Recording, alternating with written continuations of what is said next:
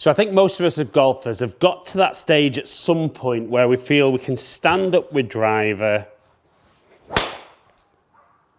get the ball in play, nice and accurate.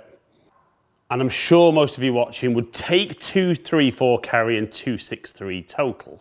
But I know what golfers are like, so I know what I'm like. Once we're getting drives like that, we're never happy, are we? And then what we start doing is thinking, right, if I need more distance, I need to generate more club head speed.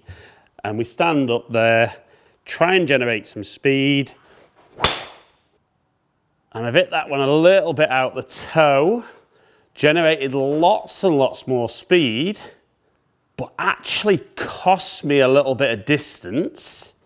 And it's so easy to stand up there and go, right, come on, let's get that one right again. And we suddenly lose strike and end up topping it, hitting it way offline, and then struggle to get back to where we were to begin with. So I'm going to show you today how a simple change in your head position and how you achieve that in your swing is going to get more speed, get the club travelling up and hitting longer drives than ever before. Good that, wasn't it?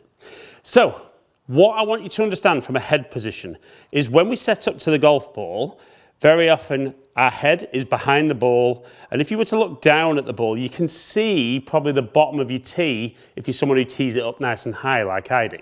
But what you tend to see with golfers when they try to generate speed is that as they move back, the head moves away, and then they've obviously got to move lots and lots sideways, and by the time they're getting back to the ball, you can't see any of that tee underneath.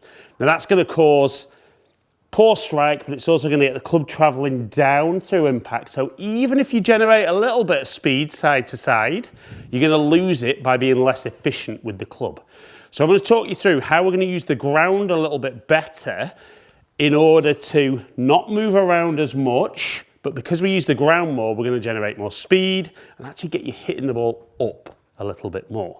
So the first thing we're going to try to generate a little bit more speed is into the backswing. I want you to feel that from that nice wide base with your head behind the golf ball, as you start to take the club back, you're going to push your right foot down into the ground.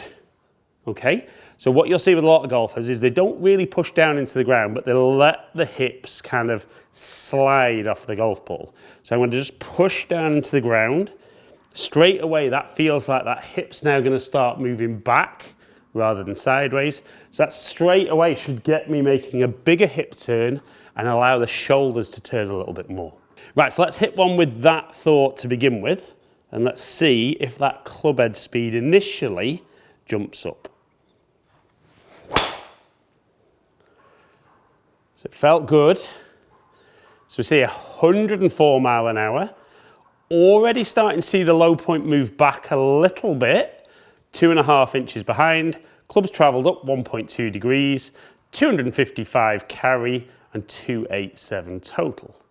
Now I know what you're thinking, I'm done, I don't need the rest of the video. But don't worry, there's more to come. So you're definitely going to have to practice that for a few swings. And like I said, if you can feel initially that you press down into that trail foot, we're not going to see that lateral motion, then there's not as much moving around to get back to the ball. Now the second part though, is once you've pressed down into that right foot, there's always going to be that shift. And what we need to do is as the body moves towards target, the left foot needs to put the brakes on. So what we're going to do is we're going to push down hard into that left foot, and that'll create the opposite, where we saw pushing down with the right foot, cause the right hip to turn. We're going to shift and press. That'll push the left hip back, but also keep that upper body back behind the golf ball. So have a little practice swing with that. So it definitely feels that I'm pushing more down with the feet during the golf swing. So let's stand up. Head's behind the ball at address. Let's work on those feelings. Now certainly not as good a strike. Club head speed didn't quite go up, but still 104. Low point moved further behind, and I appreciate that one's in trouble. So, like everything with golf, Nothing's guaranteed to be perfect first time. So again, felt I pushed really nicely on the way back. Felt I pushed pretty well on the way down, but maybe not as well as I would normally do. So let's have another go.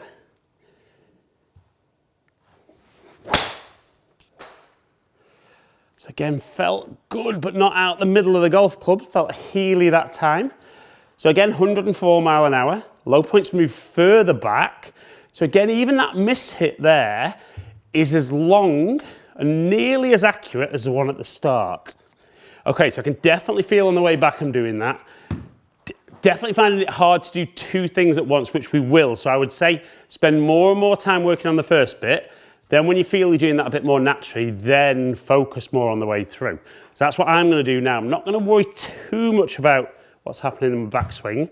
Try and get me doing it better down into impact. So I'm going to set up.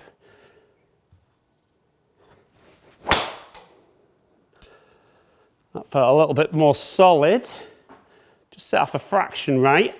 But we can see 105 mile an hour club speed, nearly 4 inches behind, 2.4 degrees traveling up with the club, 264 carry and 283 total. So for my final shot, not ever, I'm really going to try and justify the push. And when I do this in practice, I can actually feel that I get a little jump off the floor, a bit like you see Bubba Watson do.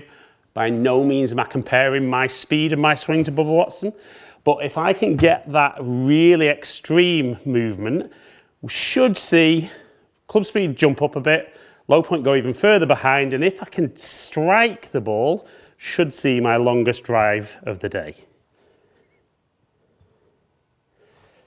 It was a little bit lower off the face, but 105 mile an hour club speed, 7.3 inches behind, 5.5 degrees up, 262 carry and 284 total. So it wasn't necessarily my longest drive because I didn't get that one flush out the middle. But we could see by using the ground better and certainly stopping that head moving around side to side, I built speed, I hit up more, and once I can start finding the middle of the club face, we're going to see my longest ever drives.